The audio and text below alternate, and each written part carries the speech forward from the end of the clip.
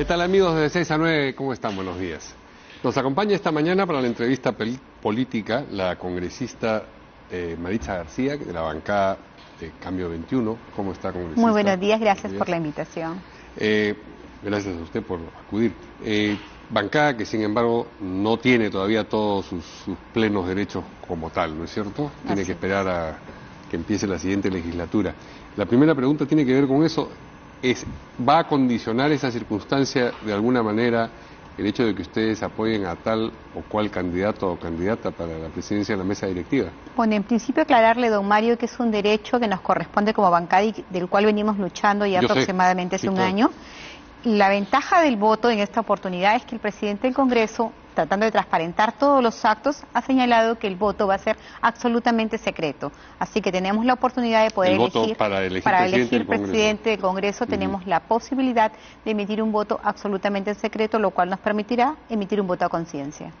Porque cuando es, digamos, a ojos vista el voto, ustedes zigzaguean en la intención del voto. Tiene flagelo, así que ni modo. O sea, sabemos cuál es la intención siempre de algunas mesas que se proponen, de algunas planchas propuestas.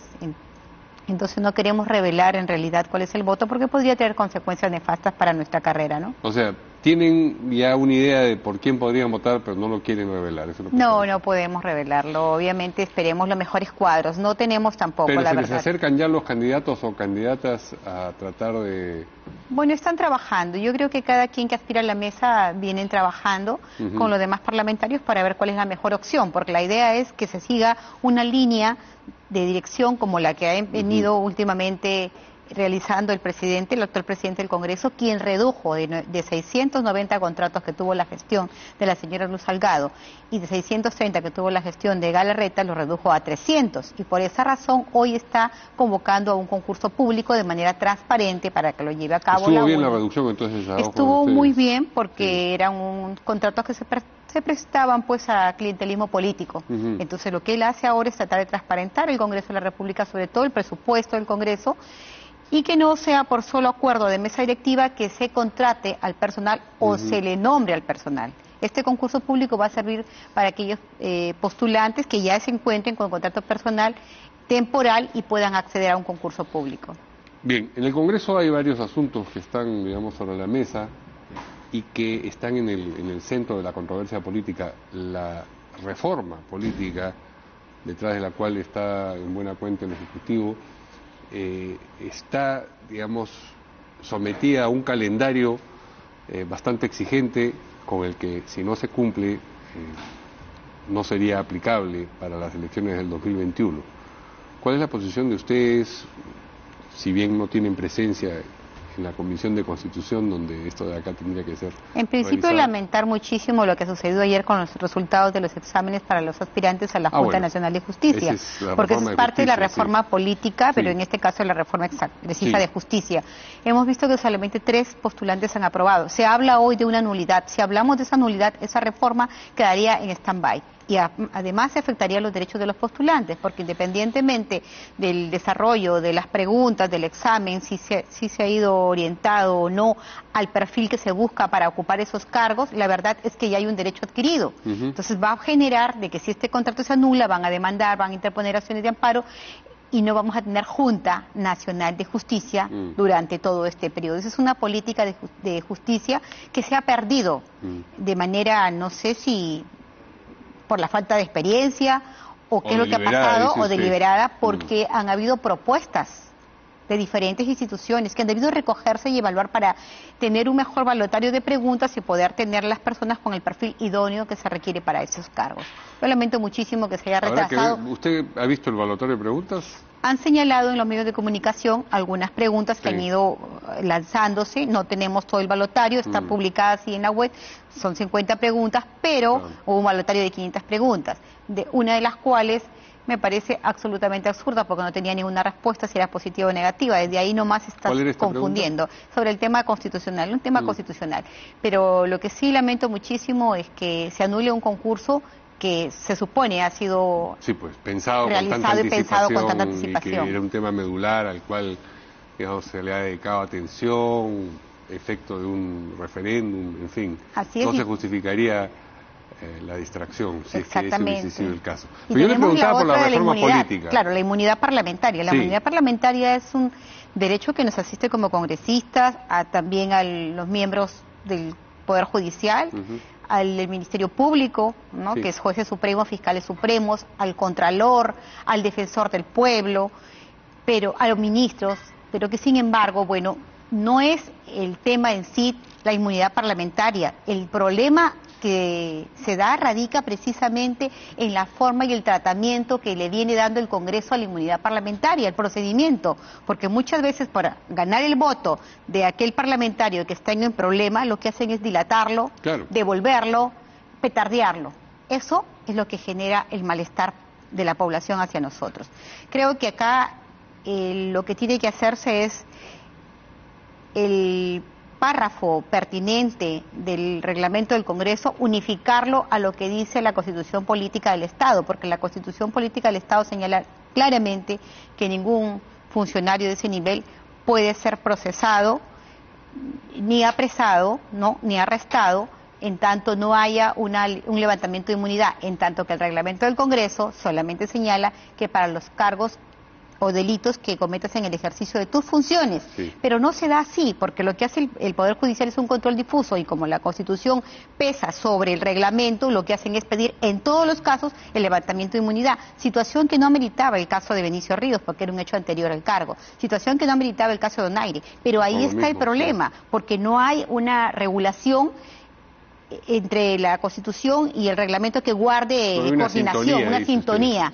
No existe la sintonía. Entonces, frente a eso, lo que hace el Poder Judicial es el control difuso y nos genera problemas a nosotros. Ahora, darle al Poder Judicial esas herramientas es otro problema también. ¿Ustedes estaban de acuerdo con que se desplazara esa responsabilidad a la Suprema, la de levantar la inmunidad de los congresistas? Claro, lo que sucede en este caso que precisamente al Congreso le corresponde la facultad de poder levantar también iniciar las acusaciones constitucionales contra estos altos funcionarios del Poder Judicial y del Ministerio Público.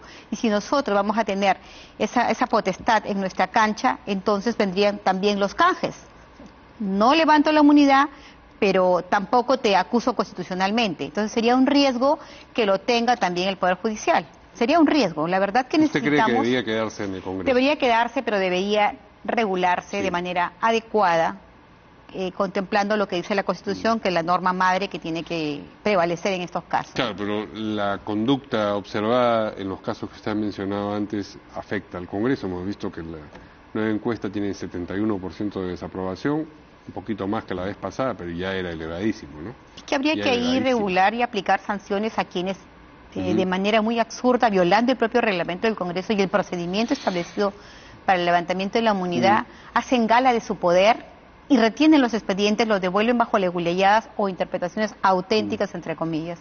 ¿Qué piensa, por ejemplo, de lo que ha ocurrido con Janet Sánchez? Ha salido la información. Janet Sánchez es la presidenta de la Comisión Ética y ahora ha salido información en el sentido de que ella también cobró el bono de los 2.800 soles para el ejercicio de la representación sin haberlo ejercido en marzo y devolvió el dinero 5 días después de que apareció la denuncia periodística, con lo cual dio noticia de que consideraba que estaba mal hecho lo que había cobrado en origen.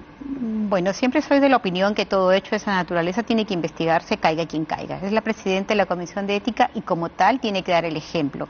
La devolución la ha efectuado y me parece muy bien. Sin embargo, tengo que dejar en claro a la población en general que este tema ya ha sido dilucidado a través de un informe de asesoría jurídica y de un informe del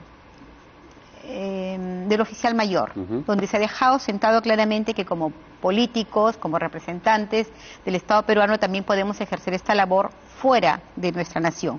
Por consiguiente, creo que ahora el tema se ha sido aclarado a raíz de las denuncias, pero anteriormente teníamos una duda razonable. Que ella devolviese el dinero quiere decir que ella misma considera que no estaba bien haberlo cobrado. Exactamente, porque si no lo hubiera dejado dentro de su peculio. Ahora se tiene ya la certeza, pero es un hecho posterior el cual dio lugar precisamente a las diferentes denuncias que hay, porque si se hace una investigación... ¿Puede continuar al frente de la Comisión de Ética?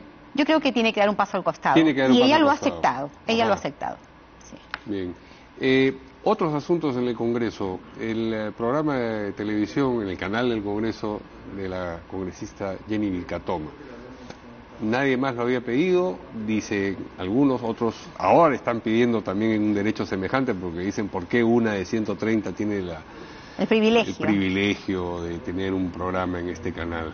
A ver, voy a hacer un análisis estrictamente jurídico, sí, porque el reglamento del Congreso es sumamente claro. En el artículo 20 del reglamento del Congreso establece que el congresista durante el ejercicio de su función no puede ejercer ninguna otra función, ni siquiera tampoco un oficio.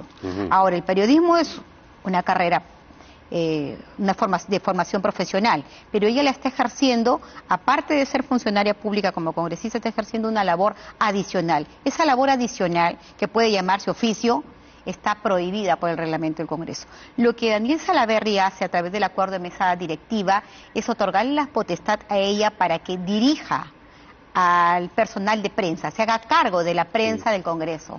Pero esta facultad que le otorga no es para que ella aproveche ese espacio y pueda tener un programa propio, porque el canal de Congreso es un programa de opinión política y no tiene, creo, el derecho ningún parlamentario de ejercer esa potestad de información o en todo caso, si lo hubiera hecho Jenny Vilcatoma, hubiera sido únicamente para difundir las labores como tercera vicepresidenta. Pero hemos visto un canal de crítica.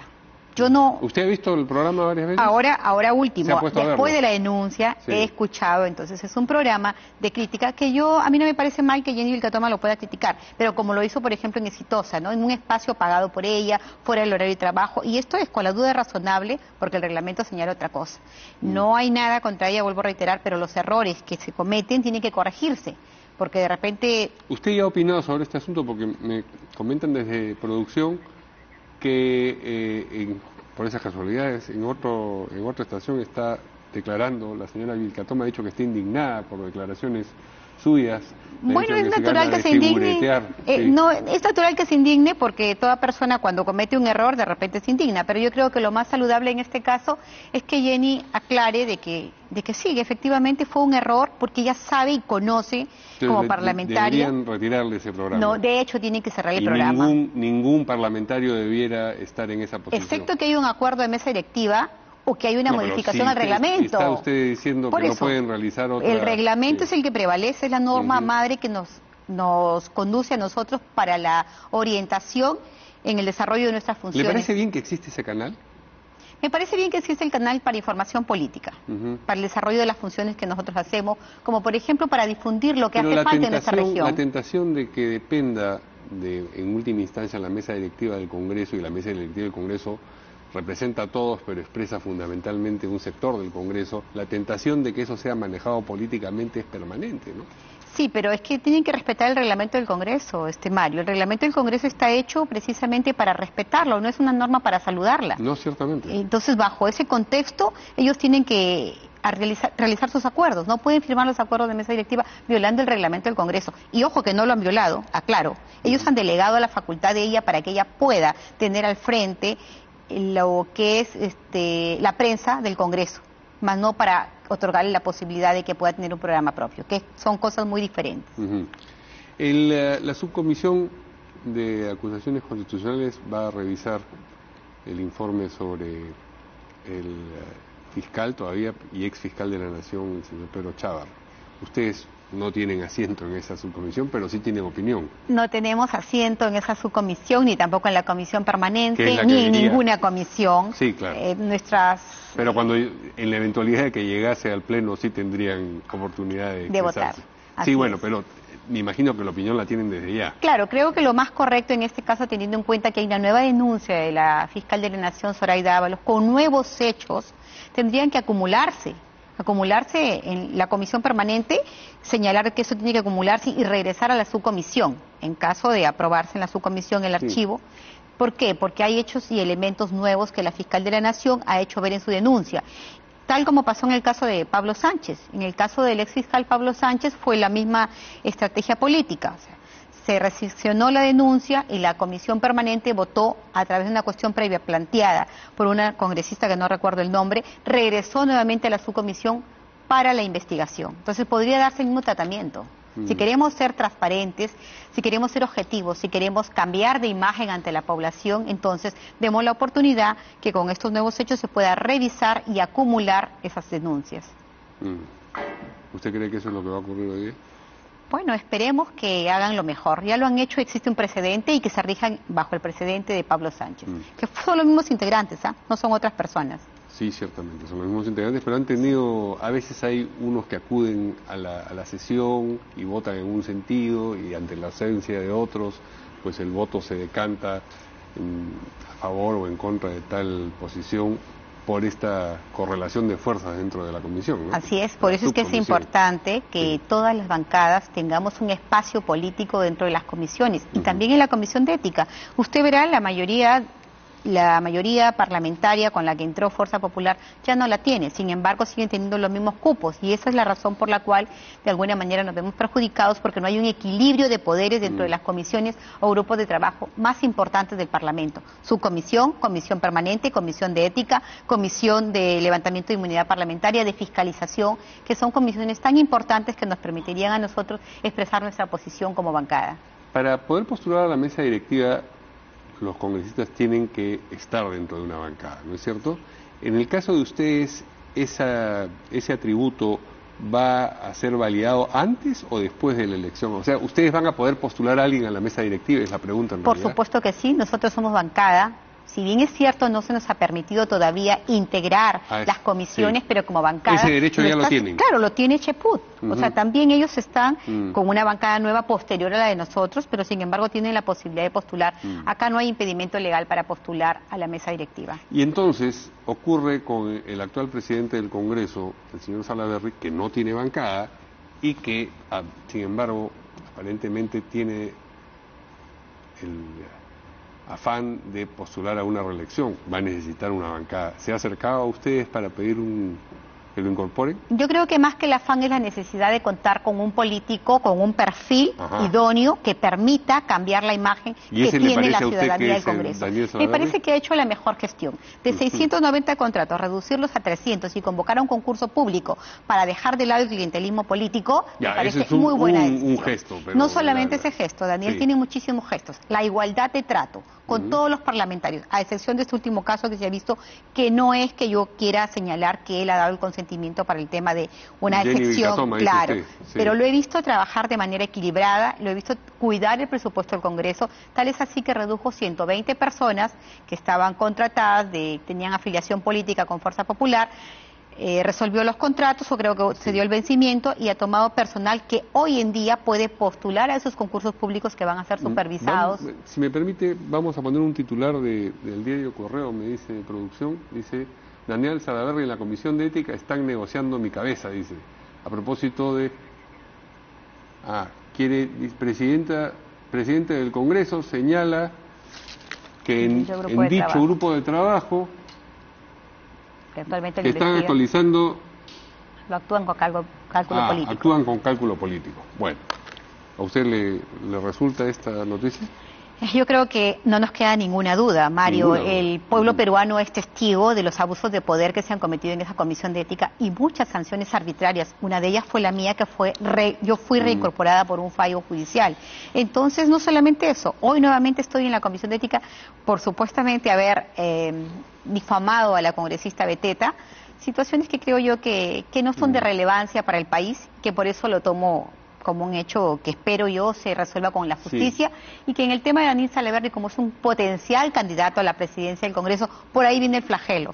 Dejemos la libertad a los parlamentarios para que escojan lo mejor. Si él se había acercado y si ustedes estaban dispuestos a incorporarlo a la bancada. Así empezó esta reflexión. Que en honor a la verdad no hemos abordado el tema en bancada, de repente lo ha hecho de manera independiente con uno u otro parlamentario, pero en bancada no se ha tomado una decisión. Siempre digo que las puertas están abiertas, Daniel tiene un buen perfil político y de lo contrario pues tendrá la oportunidad de armar su propia bancada, porque postular es el derecho de todos los congresistas. Muy bien, muchas gracias a la congresista Maritza García por esta entrevista, nos vemos mañana aquí en de 6 a 9, buenos días.